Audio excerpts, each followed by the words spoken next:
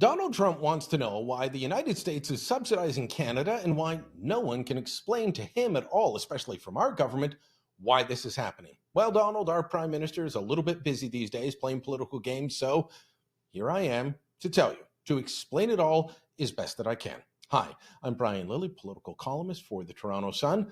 And on Wednesday morning, I was a bit surprised to wake up to your latest post on Truth Social talking about this. It was posted in the middle of the night asking why your country is subsidizing our country. Now, for the viewers that haven't seen it, let me read it out.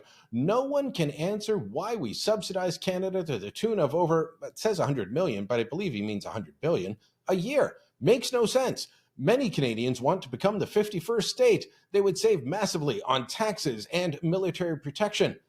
I think it's a great idea, 51st state. Look, I would love your tax rates, but not ready to become the 51st state yet. But let me break down this issue, Mr. President, about the whole subsidizing thing. You and your country, you're not subsidizing Canada, not at all. And there is no $100 billion trade deficit. That is a mistake, the wrong figure that somebody has given to you. I went to the website of the United States Trade Representative's Office. This is the official American government accounting of trade between our two countries. And when you look at it in totality, what you find is that the Canada-US trading relationship is actually pretty balanced. You win a little bit here, we win a little bit there. Overall, it's good. Now, the figures I'm going to give you from the USTR are all US dollars, so don't worry about trying to figure out an exchange rate for our sinking loonie, the sinking Canadian dollar. These are all US figures. According to the USTR, US goods and services trade with Canada totaled an estimated $908.9 billion in 2022. That's a lot of trade. You trade with us more than anyone else. Now, your exports to us were $427.7 billion, and imports were $481.2 billion. The U.S. goods and services trade deficit with Canada, according to the USTR, $53.5 billion in 2022. Now, you might be looking at that and saying, hey, we're still subsidizing the Canadians. It's $53 billion. Look at that trade deficit. It's awful, and it needs to be fixed. Not quite, because you got to look at the big picture, the total picture, as I said. And the USTR does that. You need to take into account, as they do, foreign direct investment. And according to the USTR, American direct investment in Canada in 2022 was $438.8 billion, while Canadian direct investment into your economy in the United States was $589.3 billion. Now, your country primarily invests in manufacturing facilities in Canada, some other stuff, but that's the main one. And Canadian companies, the primary point of investment, finance, things like banking. Maybe you've seen TD and BMO popping up on both your coasts. So on that front, when you include direct investment, you're getting $151 billion more in direct foreign investment than you're providing here. It looks like you're getting the better end of the deal, if you ask me, when you look at the total picture. Now, as for the trade deficit, the $53 billion that we talked about earlier, that's primarily driven by the huge amount of oil that the United States imports from Canada. You need the oil, and while you're going to expand drilling and oil production in the US, you will still need to be importing oil.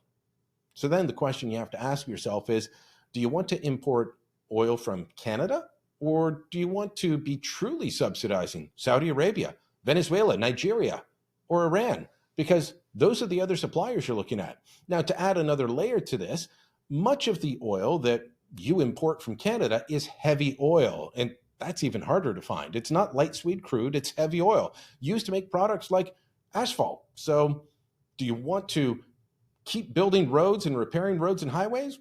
Pretty sure you do. You need solid, heavy crude to be able to do that. And if you aren't getting it from us, then you need to get it from the other countries that produce it. So another question to ask, do you want your roads paved with oil that enriches Venezuela's Maduro or the Ayatollahs in Iran? I'm going to guess that the answer to those questions is no. So, Donald, may I call you Donald? I hope so. Not being too forward. I get that you have problems with the border. You have issues with illegal immigration from Canada into the United States, with drugs crossing the border. I've looked at the numbers and I get it. In fact, I was reporting on the illegal immigration problem from Canada to the US months ago. I've looked at the numbers, and yes, you have a point. But we can fix this. We can fix this by working together, your country and mine. Justin Trudeau can't fix it. And that's why he's not explaining this. He can't explain the issue or talk to you about it. He's incapable, he's incompetent, he's busy with his political game. So don't worry about Justin Trudeau. He's going to be voted out soon. The Canadian people are going to take care of that. So forget about him. But you do have provincial premiers from across the country who have already stepped up and said, you know what? You've got a point. Down in the States, you've got a point, and we have a plan to fix the border problems. They're going to add resources like police officers, sniffer dogs, helicopters, boats, drones, and more. They have the plan, and they're willing to work with you. So take them up on that. Help solve the problem. And by the way, this is Pierre Poilievre, leader of Canada's Conservative Party, and he's going to be the next Prime Minister of Canada. He will also work with you to solve the problem that Justin Trudeau is incapable of doing.